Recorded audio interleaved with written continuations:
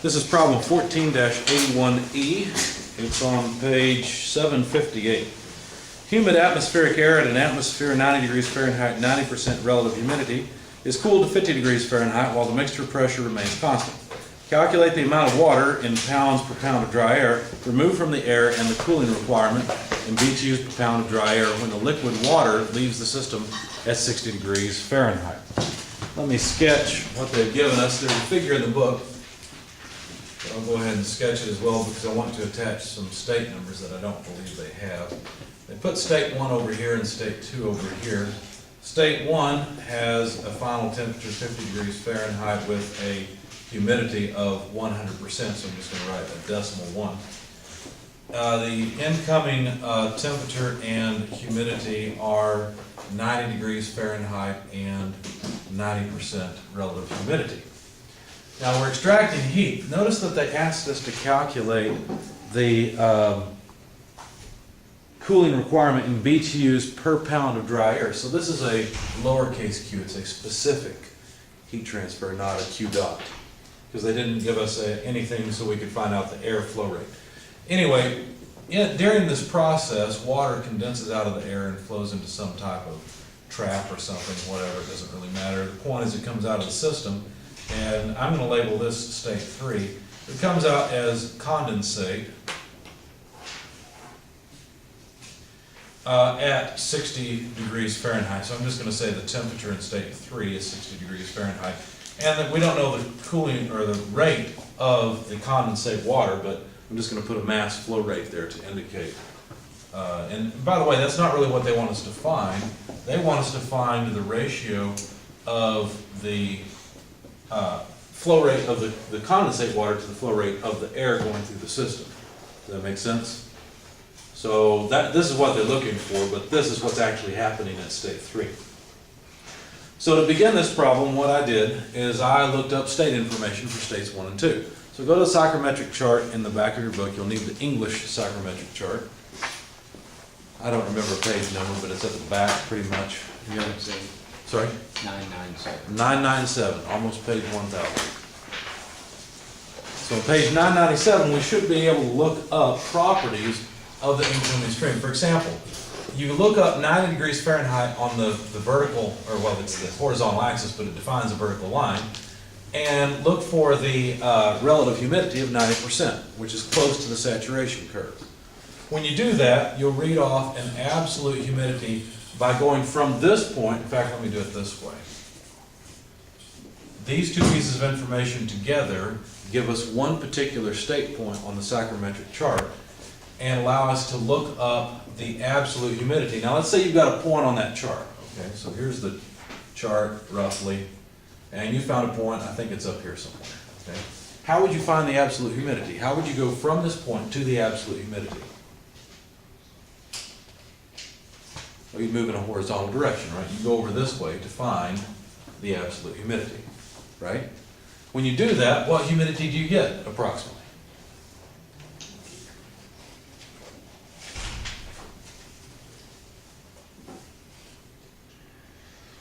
Have a number? 2.8. Does that make sense to everybody? Okay, so 0.028.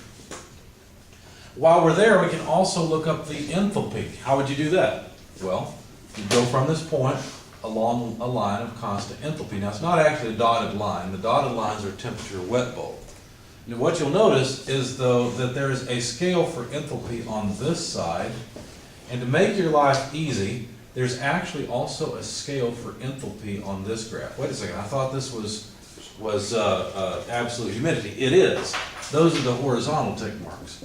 But there are angled tick marks that give you the enthalpy on both sides. The reason for that is so that you can put something straight across it and line it up and get a more accurate reading. Does that make sense? Okay.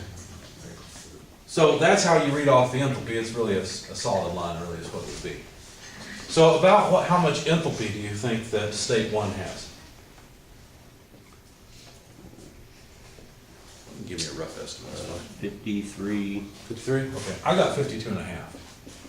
And the units are BTUs per pound mass. Everybody understand how I'm getting these numbers, where they're coming from? Okay.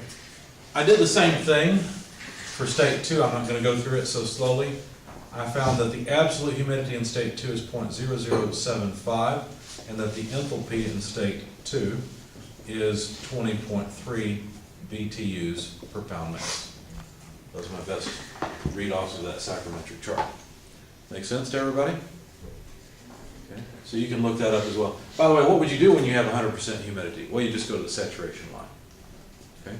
So it's on this, the point that I'm reading off is on this saturation line somewhere, because that line represents a relative humidity of 100%. Okay. All right, the last thing I'll need is the enthalpy of the water that's leaving as condensate. Where would I get that from? Back of the book somewhere, I hope. And the saturation table. Saturation tables, exactly. And so what we're going to do is say that the enthalpy of the condensate water that's coming out is going to be approximately equal to the enthalpy of saturated liquid at the given temperature of 60 degrees Fahrenheit. Okay? So when you look up a saturated liquid enthalpy at 60 degrees Fahrenheit, you'll find 28.08 BTUs per pound mass. So there's the enthalpy of the cooling, I keep saying cooling water, I'm sorry, I'm used to CW meaning cooling water, but in this problem I just mean condensate water. So there's the enthalpy of the condensate that's leaving. Now how are we going to put all this stuff together? I mean, we've got state information for the incoming, outgoing states, but how do we put all this together? Well, a general feature of the problems in this chapter is most of the time you have to use a mass balance and an energy balance. So let's try that and see what happens. Let's begin with a mass balance, and that's usually the way you'll want to begin. And what you normally do is you'll write a mass balance on the water. The air balance is usually trivial because however much air comes in here goes out there, right? So that doesn't really tell you much. The mass flow rate of air in state 1 and 2 are equal. We'll use that fact a little bit later, but it's pretty trivial. So a mass balance on the water. Well, water comes in here with the air, some leaves with the air here, and some comes out here. So if we were to write a mass balance of it, what would it look like? Well, remember, we always base our mass flow rates on the mass flow rate of the air. So let me write the mass flow rate of the air coming in at state 1 multiplied by the absolute humidity of the air. Do you understand that what this does is this gives me the mass flow rate of the water coming in? Let me show you why. The units of the mass flow rate of the air are kilograms of air per time, let's say per second. Okay? The units of the absolute humidity are kilograms of water vapor per kilogram of dry air. See how the kilograms of dry air cancel? And now we're talking about kilograms of water per second coming in at state 1. See how that works? This is a common trick, and it's something worth remembering, that that's the way you write down the mass flow rate of the water vapor that's coming in or going out anywhere. So help me out here. This is the only place water's coming in, right? Right here. It's leaving here and leaving here. So my next thing in the equation is an equal sign, because that's all the water coming in. And now I have to say it equals all the water flowing out. Okay?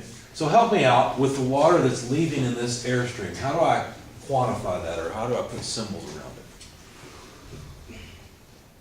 I just showed you how to do it in state 1. Mass flow rate of air, state 2. Times the absolute humidity of state 2. Okay? So this represents the flow rate of water leaving with the air that leaves. How do I take this into account? Well, just add it in. Mass flow rate of the condensate water. Okay? Now, what you'll notice is that the mass flow rate of the air, remember the mass balance I said about the air? Okay, the mass flow rate of the air entering and leaving are equal. And so couldn't I write it this way? Mass flow rate of air times omega 1 minus omega 2, moving this term to the other side, is equal to the mass flow rate of the condensate water. Okay, so there's an expression for the mass flow rate of the condensate water, but we don't know the mass flow rate of the air. That's why they asked us to find the ratio. So let's just divide it out. Divide both sides by the mass flow rate of the air. And there we have it. So all we need is the difference between the two absolute humidities, and that gives us the ratio of the mass flow rate of the condensate water to the mass flow rate of the air. We've already got the two humidities. One's here is 0.028, the other is 0.0075. I'm not going to write them down in the interest of time. Just take the difference, 0.028 minus 0.075. or 0.0075, and that's the ratio that we're looking for. It comes out to about 0.02 or so. Okay. Technically, it does have units. The time units cancel out, but technically it is kilograms of water per kilogram of air. I'm getting messy here. Make sense to everybody so far? All right. The next thing they wanted us to define was this heat load, or the heat flow rate out. Not really a heat flow rate, it's a specific heat flow rate is what, specific heat flow is what it actually is. Well, anytime you see a heat flow, you better think about an energy balance, because that's the only way you're going to be able to deal with it, right? So let's write down an energy balance. What's the energy balance on? Is it on the air or the water? The right answer is yes. That was a trick question. It's on both, right? The air and the water mixture carries energy in, just like the air-water mixture carries energy out. So does this water stream. So we just have to account for all those energy flows. We don't care whether it's carried by water or air or humid air. It doesn't matter to us. The energy still balances. So if we write down an energy balance, we'd have the mass flow rate of the air at state 1 times the enthalpy in state 1. Notice that this enthalpy would be all of the enthalpy of this air vapor mixture. When you read an enthalpy off the psychrometric chart, what you're getting is all the energy in that humid air at that condition. Does that make sense? It's not split up into water and air separately. It's both together. All right, so there, this represents the rate at which energy is flowing into the system via the air. How much energy flows out of the system with the air? By the way, I guess we need an equal sign, right? Because this is the only place that energy is flowing into the system. It's flowing out with the condensate here, out with the air here, and out with heat there. Okay. So help me out. How would I represent the energy flow rate being carried by air out of the system? And I should say the humid air coming out of the system. What would I do? A2 times H2. Good. M dot A2, H2. So the mass flow rate of the air at state 2 times the enthalpy of that humid air at state 2, which, by the way, we already have. We already looked at that. So far, so good. Those are not all, this stream is not the only energy flow out. There's also Q. Well, I can't just plug Q in there, because Q had better have units of BTUs per pound mass, whereas this will have pound mass per second. You know what? I wrote kilograms. Should be pounds mass because we're in English units. Nobody caught me on that one. That's all right. I'll just pretend that you understand this so well. That was just, you knew it was mass and you didn't really care. We need to use on video, so we're just trying to play it off. Okay. Not trying to keep me from being embarrassed in the video, right? Thanks. I appreciate that. So let's look at the units here. Mass flow rate of the air is going to be pound mass of air, dry air, right, per second. Whereas the enthalpy will be BTUs per pound mass of dry air. That's why it's listed that way in the psychrometric chart, so that then this cancels nice, then you just have BTUs per second. Okay. So it's not, we're not saying that this is the enthalpy of just the air, we're saying this is the enthalpy or the energy of the humid air per pound of the dry air. Does that make sense? It's an important little distinction there. It makes the equations come out a whole lot easier. That's the reason for doing it.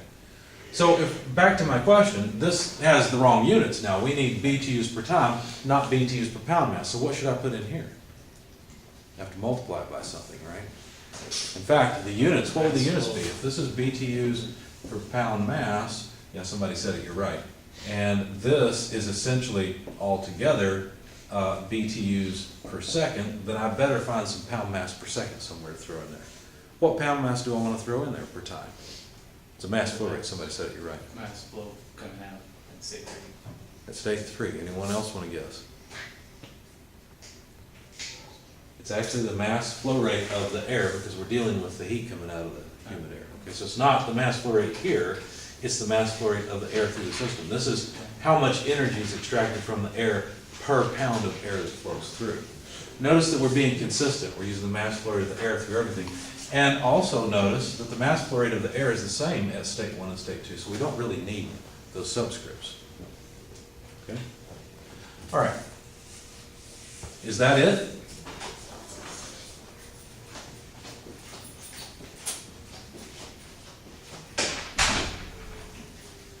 is that all, are these two the only terms we need? Those- We actually need the 3.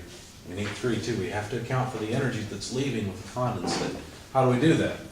Well, mass flow rate of the condensate water times the enthalpy of that condensate water, which is state 3 or CW, whatever you want it to be, same thing. Well, wait a second, I thought we just went through a big discussion and said we're trying to multiply everything by a mass flow rate of air. We are when we're dealing with the air. But when we're dealing with condensate water, we can't multiply the enthalpy that is per pound of water. You can't multiply that. Here, let me show you. This really is BTUs per pound mass of water. That's what the saturation tables are talking about, right? They have no idea about air. There's no interest in air there. This had better be pound mass of water per time then, so that the pound mass will actually cancel and we'll get BTUs per time again. Okay, so we have to use the mass flow rate of the condensate water here. All right, so that's it, right? We've got 1 inflow or 1 deposit, 3 withdrawals. So if we want to calculate Q, we better solve for it. In fact, if we rearrange it, what would we get? Well, that'll be too fast. Let's do it this way. How do I want to do that? I know what I want to do. Q, M dot A, we'll leave it on that side, the right-hand side. We'll pull everything to the other side, but then we'll flip the equation. So basically, this will come over here, and this goes on the other side. See what I've done so far? I'm reversing the equation. And then that way, these terms, when I move them to the other side, they would just have a negative sign attached. And there we have it. Well, almost. I want Q by itself. The mass flow rate of the air appears in all the terms except for this one. So what about if I divide through by the mass flow rate of the air? Well, I would get H1 because it would cancel here, minus H2 because it cancels there, minus mass flow rate of cooling water divided by mass flow rate of air, H3. Well, fortunately, we already have the mass flow rate of the cooling water divided by the mass flow rate of the air. We know a number for that. So we can plug in the numbers. The enthalpy in state 1, we found that, 52.5 BTUs per pound mass. We found the enthalpy in state 2, 20.3 BTUs per pound mass. The ratio of the mass flow rate of the condensate water to the air is 0.002, and then the enthalpy in state 2, or excuse me, the enthalpy in state 3, or the enthalpy of the condensate water is 28.08 BTUs per pound mass. Hopefully that's not off the video. Okay. Now notice really there's a pound mass per pound mass in here that converts this, so we're talking about BTUs per pound mass of air. These enthalpies are talking about BTU per pound mass of dry air. But this was BTUs per pound mass of water. So what this really does, as I said, since it has units of pound mass of water per pound mass of air,